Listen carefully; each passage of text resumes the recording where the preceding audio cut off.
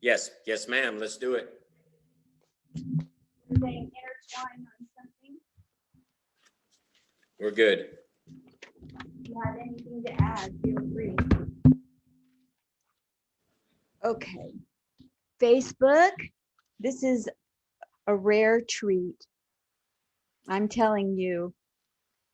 I was out with shoulder problems, and today I got a call from Steve Kader. Keep calling him Steven. I don't know why I'm doing that. And he said, I got some things I want to talk about with racism. And I said, let's do it. So we're here to chop up a topic. And I want to know where Steve Kader stands on many points about racism. Steve Kader, you know him from all over late night, all over the country, the world, doing comedy. He's done everything from hypnotism to late night.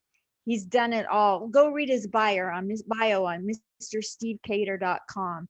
But for right now, we're going to talk and chop up the topic that everybody likes to stay away from, except the brave people like Steve. Let's talk about racism, Steve. Do you have a little lead in that you want to say before we get into some of the questions about it?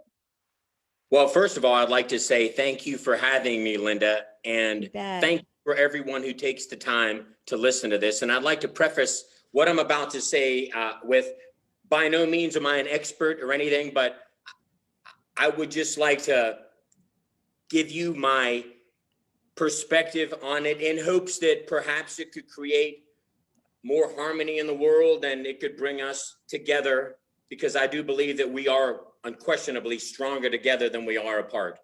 Amen. So on that. that's what my intentions are, not to take any political or any strong standpoint that's going to create any division whatsoever. So that's what my intention. I so appreciate that stance. I'm so tired of divisions and opinions that divide us. I'm sick of it. Sick of it. Sick to, you know, at a time like this, we ought to all be coming together to help one another, you would think. So the Black Lives Matter movement has been a hot topic. So what are your thoughts about the Black Lives Matter movement, Steve Kader? My thoughts on the Black Lives Matter movement: I've applied the biggest rule in improv, and that's yes and. And I also wish that we could all apply that. Yes and. For example, Linda, tell me that Black Lives Matter. Black Lives Matter. Yes and. White lives matter. Yes and. All lives matter. Yes and. Blue lives matter. Absolutely. And people find themselves getting upset because the narrative that they may create when you disclude the fact that all lives matter. If you're saying all lives matter, you disclude the fact that Black lives matter, for example. And we need to start saying yes and when we speak out about this. Black lives matter, yes, and all lives matter. And this is one way that I look at it. Perhaps at this point in time, Black lives matter, minorities, man, the truth of it is perhaps they need our support just as much, if not more. This is the way that I look at it. And I'd like to illustrate it like this. If you're walking down the beach and you see a starfish right there in the sand, I'm going to pick it up and I'm going to throw it into the water. Now, all marine life matters. All marine life matters. However, at that moment, that starfish's life mattered. Helping that starfish was the first thing on my mind, because that starfish was at the time what needed help the most. Absolutely. I love that thought. Thank you so much. So Now, if we could adopt a yes and, Wouldn't that- there's so much we can learn from improv, sidestepping arguments, validating each other, being patient. There are no wrong ways to go. That's I like that you take the improv lesson and apply it to discussions of racism that divide us. It shouldn't be dividing us. This is when we need to pull together, if any time. Absolutely. Man alive. What are your exact thoughts about racism? Well, what I'm about to say may sound somewhat absurd, but go for it. Please allow me to explain it. We as individuals, for the most part, are programmed to be, in a literal way, prejudice. Yeah, there you go. I'll step outside of the frame and step back into it. As individuals, individual people in society, to an extent, we are programmed to be prejudiced. Sounds kind of crazy. There's going to be people that say, no, I'm not. I don't know what you mean. And here's the deal. It's a natural occurring process that happens every day when we encounter people in our lives. For example, like Linda, you are walking down the street in New York City, right? You're walking down the street in New York City, passing hundreds, if not thousands of people. Now, each of these people that you pass, unconsciously, you're going to put them into one of 5 groups, okay? Either a potential lover, either a potential friend, either a potential threat, either somebody that you could potentially learn from, or somebody that is completely indifferent, if that makes sense. You're indifferent to that person. The truth of it is, we are programmed by default to look at people indifferently, because quite frankly, you'd lose your mind if you were to walk down the street in New York, past 1,000 people, and look at each particular person. So the question remains, how is it that people stick out? The way that they stick out is if they do something that would demonstrate through their body language, something that's going to be, and this is things that we've been programmed from since we were little itty bitty kids. Programming exists. We can be programmed. Everyone can be programmed. And let me ask you this: if you bump your elbow, what do you say? What word do you say when you bump your elbow? Ow. Exactly. Is that something if that anybody's listening? Out? No, it's something that we learned. It's a program that we learn to say in response to something. Okay. Now, when we encounter people, we naturally put them into one of 5 groups. And like I said, right now, we're putting them in a default group unless they look, wow, that's a potential lover, potential friend, potential enemy, potential somebody that I could learn from, or an indifferent. That's how that we do it.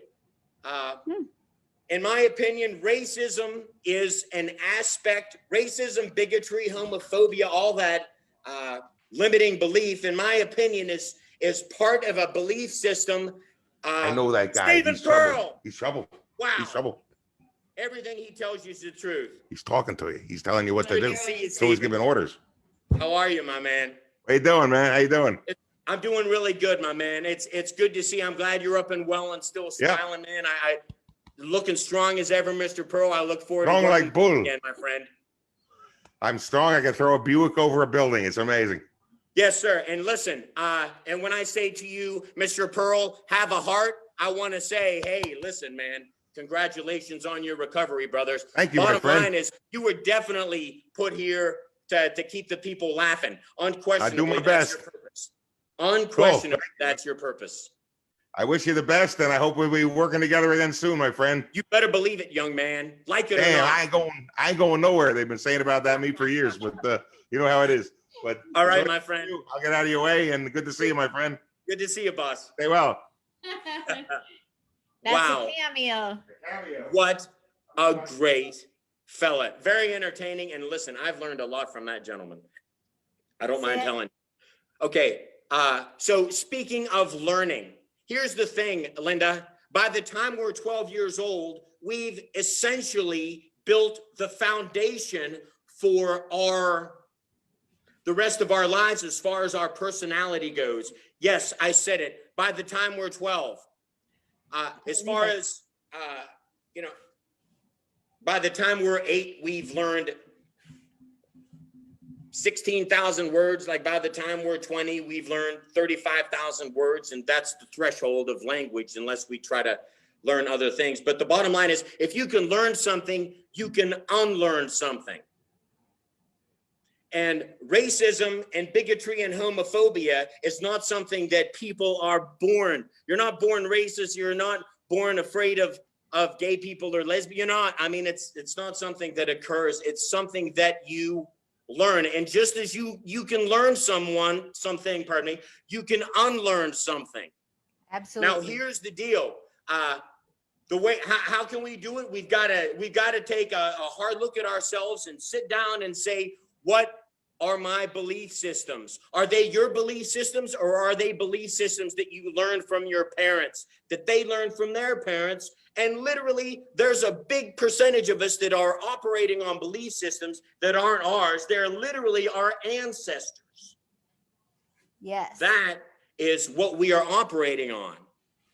And I remember when I was growing up, I'm sure everybody's been an object, and I want to get to that in a second about being an object of racism. But when I was growing up, I had a best friend. I was the shortest one in the class. She was the tallest. So she was like Amazon woman in 2nd grade, right? She was abnormally stood out as the tallest one ever in 2nd grade. And I remember my mother saying, "Can't you find a normal friend?" And I thought, even as a 2nd grader, I thought, that is so far off the spectrum of nice. And it wasn't a race problem, but it was a hate problem. It was, I'm better than somebody else because of something. And I'm glad it happened in 2nd grade, because that made me question every time she had anything to say about any group of people.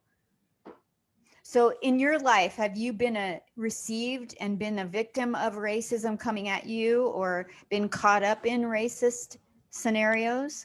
And in the military, well, first, before I answer that question, let me, I just want to make absolute certain that I want to fully explain what we'd mentioned. Okay. When you encounter people, you put them in one of 5 categories, and then you behave in accordance with criteria that you've pre-established. I'm going to treat somebody that could be a threat in this way. I'm going to treat somebody that could be a friend in this way. I'm going to treat somebody that could be a potential lover this way. I'm going to treat somebody that could be a potential professor, or somebody that can teach me this way. I'm going to treat this person indifferently. I'm not going to pay any attention to the person. Now, we are naturally prone to go toward the indifference, because let's be honest, like I said, if you walk by 1,000 people and you look at all of them, boom, okay, it's going to drive you crazy. Now, we all have friends that are more naturally prone to look at everybody as a potential lover. I have guy friends, I call him Pepe Le Pew, literally hitting on every girl that he sees. And we all know someone like that, right? Yes. And we all know people that look at a particular person as all the people that they see, they look at them as a threat, right? Yes. There's people that look at everyone as a potential friend, you know, and there's people like, to some extent myself, look at everyone as a potential teacher. Man, I try to learn from each and every person, because the homeless fella in front of Starbucks knows something that we don't know.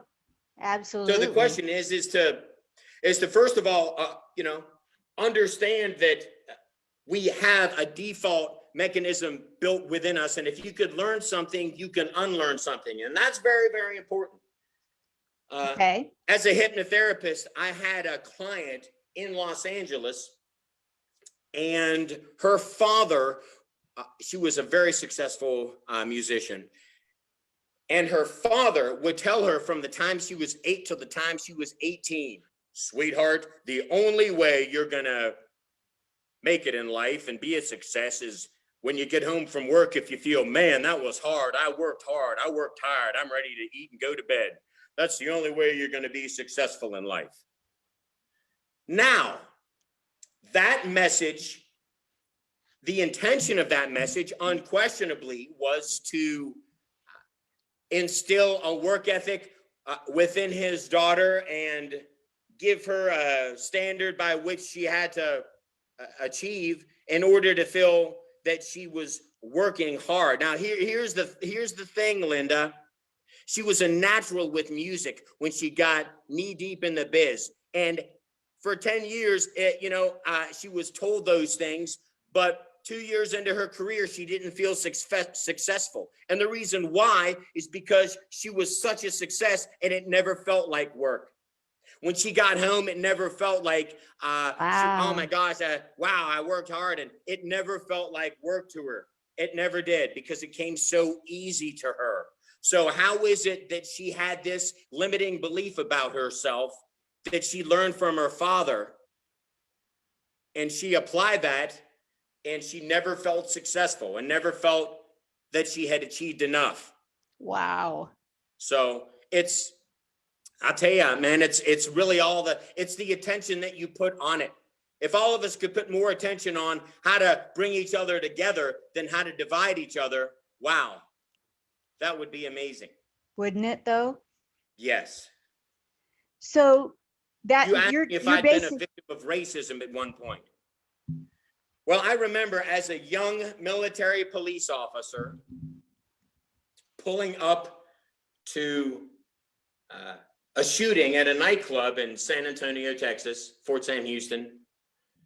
And we were there during the aftermath. The first responders were already there, and I'm walking up as an MP, and I have all my gear on, and I got my buddy next to me, and we're MPs, and we're walking in. Here we come to seize the day, And I remember there were a big group of civilian African-American gentlemen. And I remember walking by, and my partner walked in, and I stopped at the door where they were like, hey, man. I said, yes, sir. The guy was like, yo, dog. He's like, hey, man, have you ever heard of NWA? Whoa. So I took a step forward and said, fuck the police coming straight from the underground. A young brother got it back because I'm brown. What? And not the other color, so police think they have the authority to kill the minority. Yo, fuck that shit, because I ain't the one for a punk motherfucker with a badge and a gun to be beaten on. If thrown in jail, you can go toe to toe in the middle of the cell. Fucking with you because you're a teenager with a little bit of gold in the page. Search your brother down, grabbing his nuts. Hey, no. How you doing, bro? And they literally...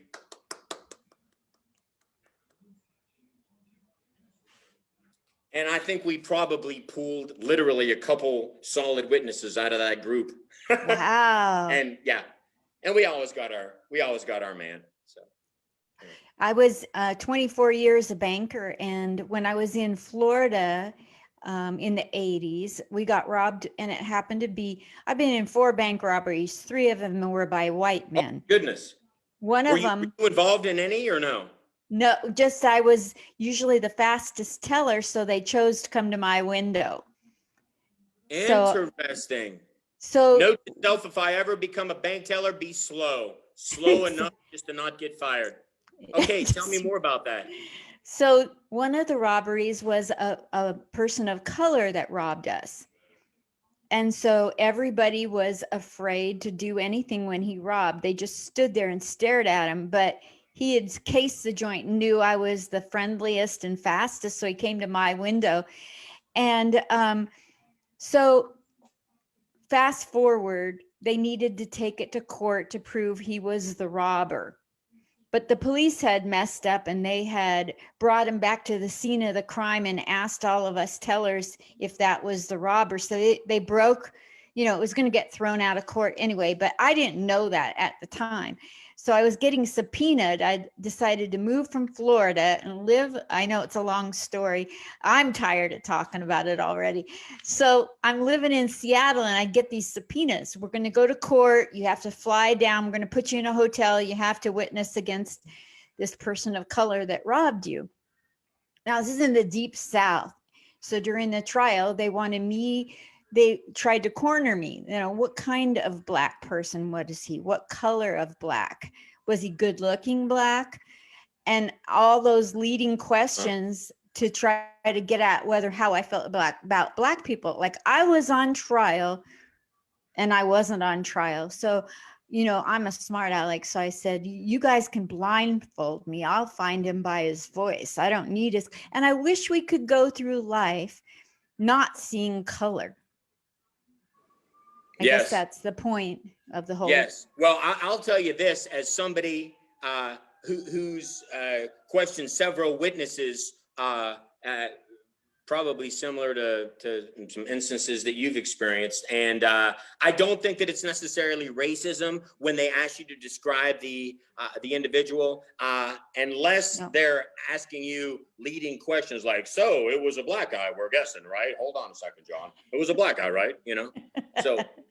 I mean, they were like, was he good looking Black? You know, like that. Listen, you know, like was he Black? That's when I want to just break the rules of my oath and go, oh, was he Black? I didn't know. I don't see color. But I hear you, but that's just for tell us everything you can about the guy. And they're also going to ask you the clothes he's wearing as well. So, but listen, I do want to get back to, as far as experienced racism, I just want to let you know that I would kind of made that funny story, and that was to no extent. I've been in foreign countries where I've been beaten up and had parts of my body broken because I was American. I've been jumped and beaten up because I was perhaps because I was a Caucasian, and you know, I mean, I have experienced the racism to an extent as well, obviously to nothing, and to the extent that it has changed me and made me a better person. It's helped me to unlearn. You have to unlearn some things about ourselves that we've learned. How do you unlearn, and is that the cure to the disease of racism? Or are those two separate things? I think that you can unlearn it, and I love the way that you put that, the dis-ease of racism, homophobia, bigotry, and quite frankly, because it's just my firm belief that if you're steadfastly feet planted in racism, bigotry, and something else that's going to create division, it's just really tough for me to think that you can really experience bliss and joy and happiness, because, you know, we're stronger together, and that's the bottom line. But there's a few things that we could do. If you're listening and you are a racist or a bigot and somebody that looks down on other people, and perhaps if you had this particular insight, you could try to be open-minded. First of all, be open-minded and allow yourself to connect and converse and exchange ideas with a person or an idea, which is something that's going to take you out of your comfort zone. And one thing that I've heard a long time ago, it's always good for us to have a friend that we completely disagree with this person. Like, this person's a cool person. They have a good heart, and but we completely disagree with them on a lot of issues. It's good to actually have those friends, and it kind of takes you out of your comfort zone when you're with them. But you want to know what? You're going to learn. And we just have to be open-minded, especially to the number one fact: the more different than someone is to us, the more that we can learn from them. That's great. That's just simply the bottom line. And I think that we are all put here to learn from each other, to love each other, and to bring out the best in each other. I believe that that's and that's how you can cure racism or any other form of limited part of your belief system, in my opinion. Because why is it limited? Because it's creating division. rather than You're we have you're a lot of hypnotherapist. the racism that we have is, for example, okay, racism is learned. We learned it from our parents, and like I said, we can unlearn that. And the way to unlearn it is just to be open-minded, knowing that we can learn from each other, and knowing that the more different than we are from each other, the more we're going to learn, and we're all different. So You're a hypnotherapist. Can a person who is racist, like a real racist bigot, like somebody really bad, can they undergo hypnotherapy and come out different, change, cured? wow, what an amazing question. I believe yes. And let me give you an example. Okay. I also dealt with a young lady who was deathly scared of broccoli. What? Step out of the frame. Back into it. And how did that happen? Because Linda, when she was 7 years old, she was playing hide and go seek in her grandparents' backyard. And there was a little old refrigerator, an old time refrigerator that was opened up, Frigidaire refrigerator. She got in it and the door shut. Okay. Literally, she was stuck in there for a while, working refrigerator. Okay. She was in there freezing and she saw a thing of broccoli. Okay. And it was a huge refrigerator. She saw a thing of broccoli. She associated the broccoli with the negative experience she had. Therefore, every time she saw broccoli, she freaked out. Wow. Yeah. If I were to say somebody has a phobia of broccoli, you'd be like, what? And the bottom line is simply the attachment that she made to the broccoli was negative. Now, what I had to do is I had to go in there and I had to twist some buttons, twist some knobs. You push buttons. You don't twist them, by the way. And just get on in there and give her the information of, hey, listen, by the way, this is actually something that's good for you, and something that's going to work for you. I like that. And it's and the way that it works is whenever we see people, we evaluate them. That's a natural survival skill because we have to pay attention to people that we encounter in our lives. And yes, the body language to a great extent is how we evaluate people that aren't talking. Okay. Absolutely. The caveman would approach each other. The type of body language they would use to let you know, hey, dude, I'm cool. I don't have a weapon. Let's do this. Let's be friends. You know what body language they would demonstrate? This one right here. What does this show? I'm letting you know everything. I don't have a weapon. I'm putting everything out there. Now, what if I come out on stage or whatever, or I approach your village, right? Or however you want to interpret this or apply it to life, and I have my hands in my pockets. What is that? Is that kind of scary? To not some really. people, if you do that at a traffic stop, if you approach somebody that's got their hands in their pocket, believe it or not, there's a part of you that's like, yo, dude, why are your hands in your pocket above and beyond trying to look cool? At a traffic stop, if you put your hands in your pocket, it might be the end of you. So we're naturally prone to evaluate body language. And a lot of the time, this is body language that goes way, way back to the caveman days. Wow. And there are some things that people think that they know about regarding body language. I know we're kind of getting away from there are some people that say, well, I was talking to him and his arms were crossed, so that means he was disinterested. No, perhaps he was simply cold. Or perhaps that is a coping mechanism. Perhaps something that you're saying is doing something to him, and his response is a coping mechanism that takes him to this place right here, because it's kind of a self-soothing thing, right?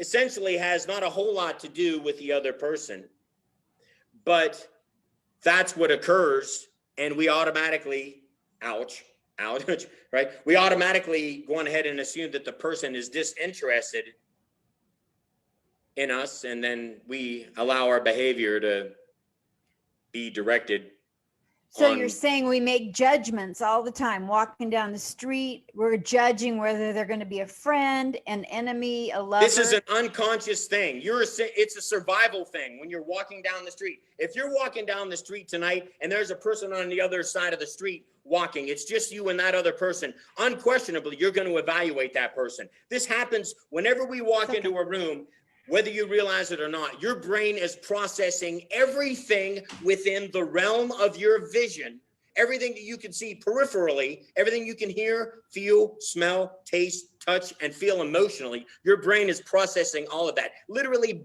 billions of bits of information every single second. It's amazing. Whenever you encounter people, and this goes back from the caveman days, you've got to, you unnaturally put them into one of five. This is Steve Kader stuff, right? You ought to put them in one of five categories generally. Okay. And if there are additional categories, I don't know. I'm sure that there are subcategories, but that's just my take on things. And so what I'm saying is the way that it works is whenever you do encounter somebody and catch yourself and say, how am I programmed to naturally respond to this person and say, yo, I'm not going to operate off the program that I've been handed down from my parents or their ancestors. I'm going to create my new program. I know that normally by default, I choose to look at these particular people because of the way that they look in this way. Allow yourself to be open-minded and choose a different default pattern. That's the bottom line. Now, you can say, yo, I want to learn from everyone that I meet. That's one way that you can do it. You can say, yo, I want to make love to everybody that I meet. You might get in trouble for that. You can say, I want to help everyone that I meet as a friend. That's going to be a good one. And then you can say, I can be indifferent to everyone that I encounter. And that's where we literally are by default. We're literally by default programmed to not give a shit about each other. That's The so only true. people that we're programmed to care about are the people that were in arm's reach of people that are within our comfort zone. That's the biggest thing. So, in my opinion. So with regard to racism, let's just say for the purpose of the discussion, people of color versus white people. Very left brain thinking here. When all of everything popped off a while ago, I got to thinking, somebody made a comment that we white people couldn't take what the black people have endured for one day. I don't know who it was that said that. I think it was Sinbad.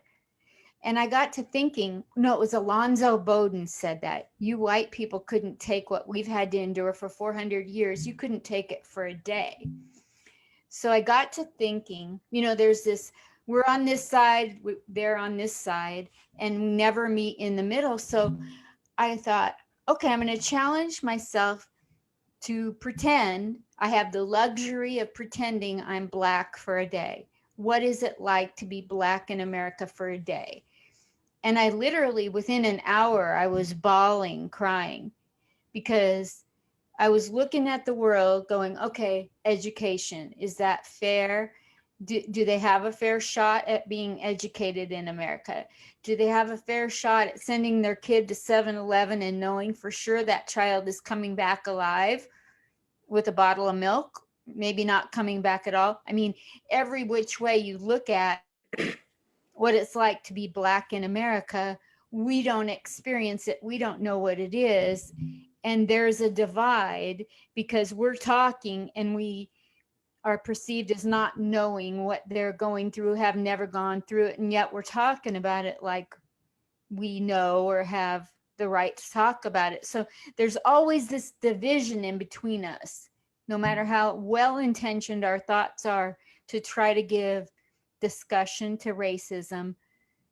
We've never really been black. We've been treated other ways. My parents went through the Holocaust, but that's not being black. That's 8 years of suffering compared to 400. Well, let me make a distinction if I could, just in my opinion. and this kind of supports what you're saying. There's people out there that have tried to apply to a job and they've experienced prejudice because they didn't know Excel computer spreadsheet. So that was an indication that they probably wouldn't be able to pass the certification course, enabling them to work there. They were essentially judged on not knowing a particular task and prejudging that the fact that they're probably not going to be proficient at the task. Got it. And that's just because of someone something that you either know or you don't know.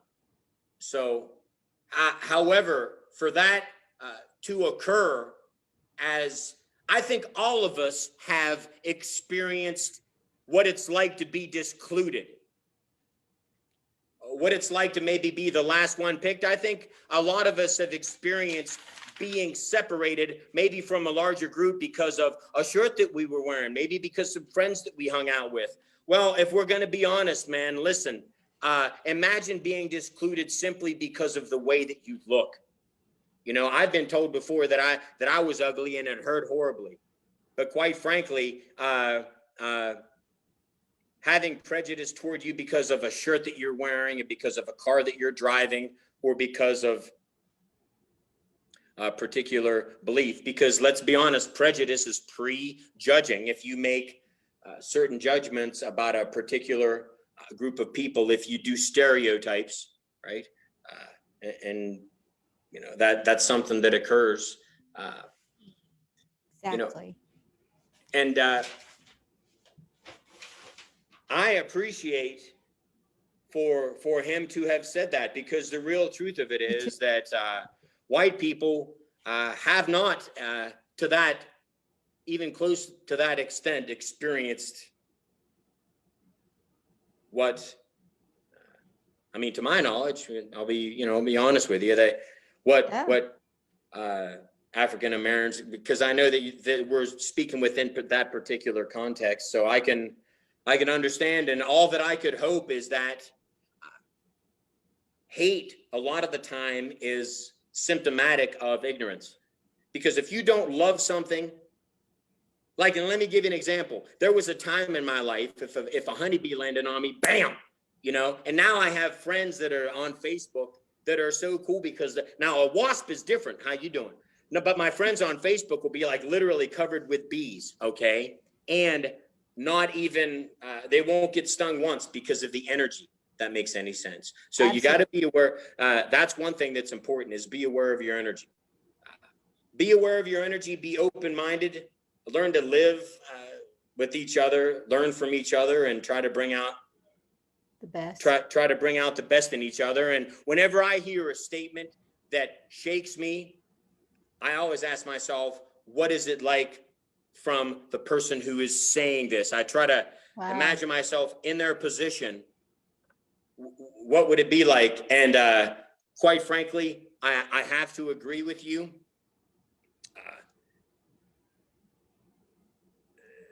I'm not happy with the way that, Black people were treated in America. Quite frankly, I think that things need to improve, and that's simply the truth of it. And, and it's going to take something. And like I say, that happens to be the starfish at the time. And that's just, yes, we need to come together and learn from each other, Yes. I would love to be a part of a symposium where people from different groups all got together. I don't throw in some people from the rainbow, lesbians or gays or transgender or whatever, and different colors, brown, yellow, white, black, and all learn to communicate. It's a microcosm of the real world, and we're thrown from our protected family where we learn all of these prejudices out into the real world. And where do we actually get the preparation and the practice to get along with each other? Yes, conflict resolution is something, unfortunately, that's not taught in school. But the bottom line is, so many different types of people in the world. We have to be open-minded and say, what can I learn from these people? It's almost kind of a cool opportunity to be able to learn from different people and to be open-minded.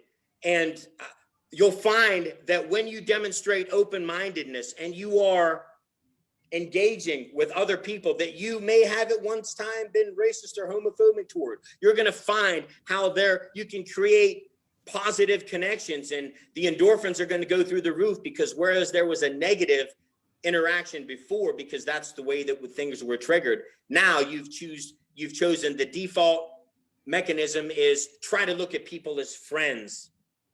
Okay, that's one of the great out of the 5. That's a good one. To go from being indifferent to try to look at people as potential friends and people that you could potentially learn from. And then so many problems will solve themselves if we can come together and just be really careful the messages that we give to our children, because they're going to establish their belief systems and everything by the time they're 10 or 12 years old. And just make certain that everything that you say to them, because they're a sponge, especially parents, single parents, caregivers, teachers, nannies, babysitters, your responsibility is to give them knowledge that's going to serve them. So, yeah. If we go, are you old enough to remember the Berlitz training program that you could sign up for if you're going to go to France? You find out all the customs of France before you go there, so you don't look like an idiot in France. Do you remember that? Yes, I do. I know that there were programs in other countries where they had that. They had one for Germany called the German Head Start. I think that's beautiful. Yes. They need to have that for race. They need to have it for races. How was your experience for that? I never went through it. I just remembered hearing about that if before you go to France, you could learn what not to do and what to do. And they need to have Berlitz for racism. Like before you're gonna talk to somebody from India, maybe you ought to know the things not to say and the things to say. Like we don't know. Like I run into somebody and they're a taxi driver and they're from Bangladesh. I've got no clue where they're coming from. And I'm going to try to get along with people. I don't even, like we don't know anything about getting along. And like we always say, we know so little about the brain. We know so little about getting along with other people. That's the truth. And engaging. So what's the first step in that is simply by being aware. Okay. Now, happiness comes and joy and bliss comes at a price. You can buy happiness. I say again, you can buy happiness. Step out of the screen. Ask me how. How? Folks, you can buy happiness simply by paying attention. Wow. Pay attention to the present moment. Pay attention to your children. Pay attention to your current state of mind, whatever it is, and always be constantly trying to direct it to a more desired state of mind. But by the same time, understanding and acknowledging the fact that when you're in an uncomfortable state of mind, that is when you're going to learn. So being in the moment, that is the first step in joy and happiness. And pay attention to each other. You don't get in car accidents when you're in the moment. You don't say stupid shit to each other that they remember, guys, how you doing, by the way, forever when you're in the moment. You generally don't. You look at something as essentially it is. The grass is not always greener. The molehill generally doesn't made out to be a mountain when you're in the moment. Love that. Love that. Is there anything you want to discuss? Like, what's the future hold with the way things are right now? Do you see a bright future for solving racism? Absolutely. The future is so gosh darn bright. It's going to be amazing. And here's the thing. All of us, Linda, all of us have graduated from the school of hard knocks as a result of what we've gone through thus far and will to continue to go through for who knows how long. The bottom line, all of us have learned, pardon the vernacular, a whole bunch. Where we may not be aware of it at this point, but later on down the road, we're going to recognize how we're more patient, we're more interactive, we're more hands-on, we're more in the moment, we're more appreciative, we're more graceful. And folks, if you want to be grateful, you got to be great. Yeah. Want to be grateful, you got to be great. That's my bumper sticker, Steve Kader, ...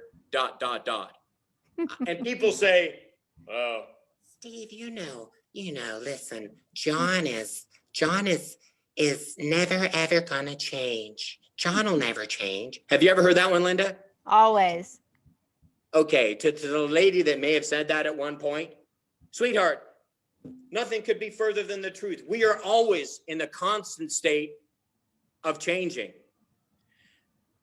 Some of us, the changes aren't obvious. We make slight changes when we experience certain things. Maybe certain things will happen to kind of kick us off as far as our standards, our beliefs, our values, and then certain things happen. There's changes that we're aware of and changes that we create ourselves. A lot of the time, something out of our control makes us do something within our control. Let me give you an example. Like people will not eat healthy because that's something that they don't want to change, but something out of their control, right? That some would exist, maybe a heart condition that would happen. That, to a great extent, there are heart conditions that occur within people as a direct result of eating poorly. And when you change that, then the result is going to change. Sometimes people don't make the changes. They live on, I'm going to respond to life. I don't want to make changes myself. I want to respond to life and go with the flow and just do as the world comes to me. I'm going to respond and behave in whichever certain pre-described manner. And we're going to survive, but quite frankly, we live like robots. Literally 90% of what we do, Linda, is as a robot. Wow. Let me give you a quick example. When you get up in the morning, like think about it. Imagine yourself in the shower, and I'll be honest, I've imagined you in the shower. No, but imagine yourself. True story. Imagine yourself in the shower. You're washing yourself off with a bar of soap, right?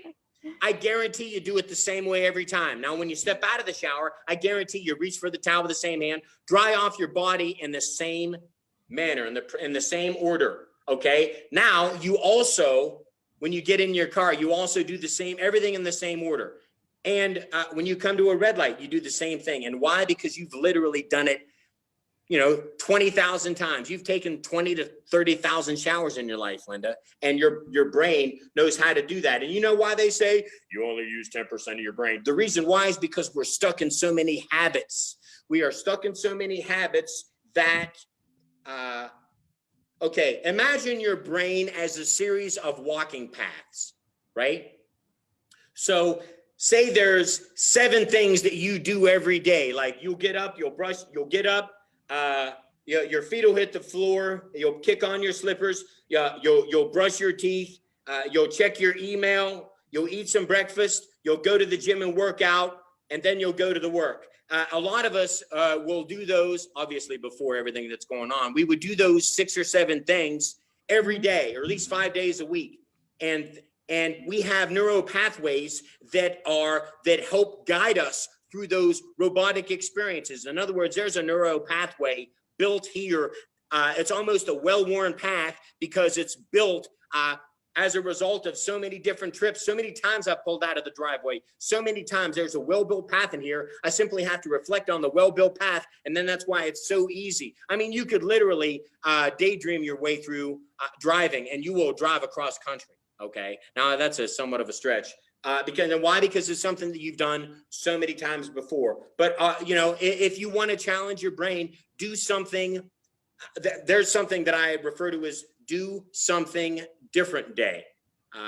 Brush your teeth with your opposite hand, because this is the way that it works, folks. Your left side of your brain is responsible for linear thinking. This is exactly where it goes.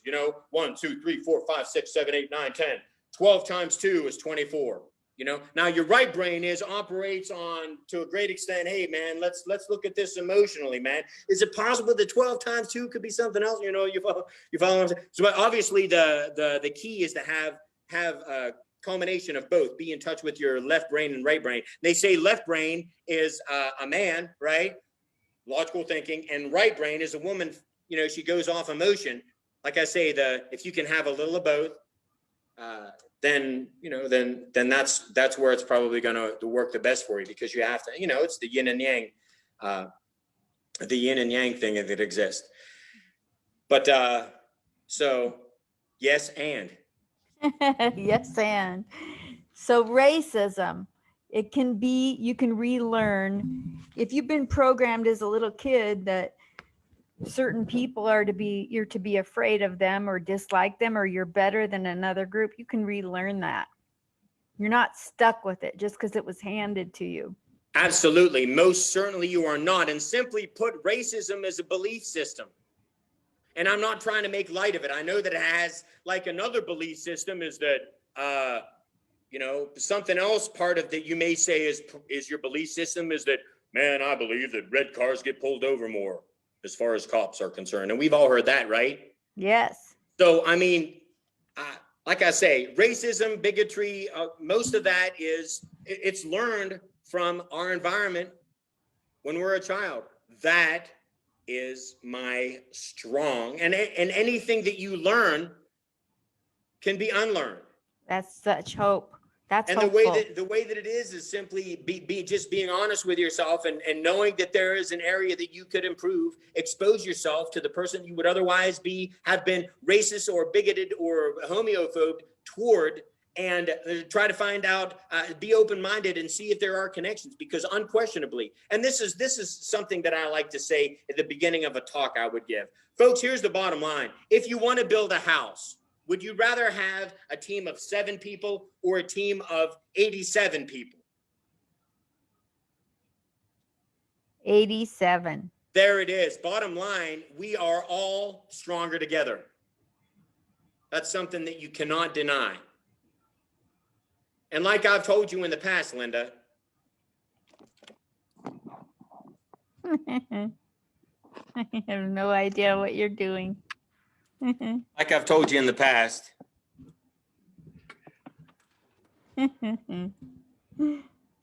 Oh,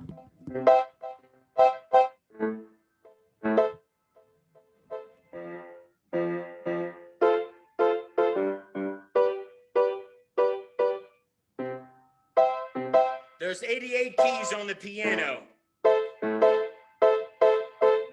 Each key has its own unique note, sound, frequency. Now, it's a well-known fact that the most beautiful songs in the world are those which incorporate all 88 keys. This is obviously not one of those songs, but let me say that there are roughly 8 billion people on the planet. Each person has his or her own unique sound or frequency. I refer to it as the purpose, passion, and potential. Imagine if we could all discover what our purpose, passion, and potential was, and we could all operate within our own note, sound, or frequency. And then we could all sing a song together. If we could all sing a song together within our own particular note, sound, frequency, purpose, passion, and potential, then perhaps, then and only then, we could finally live in harmony. aw, I love that. I love That's- you, Linda. I'm gonna end it at that. Thank you, Steve. You put your whole heart into this. Thank Most you certainly. so. Thank you so much, Linda. It was a pleasure, and I'll talk to you soon. Please do. Okay, bye. Bye. Bye. Love you.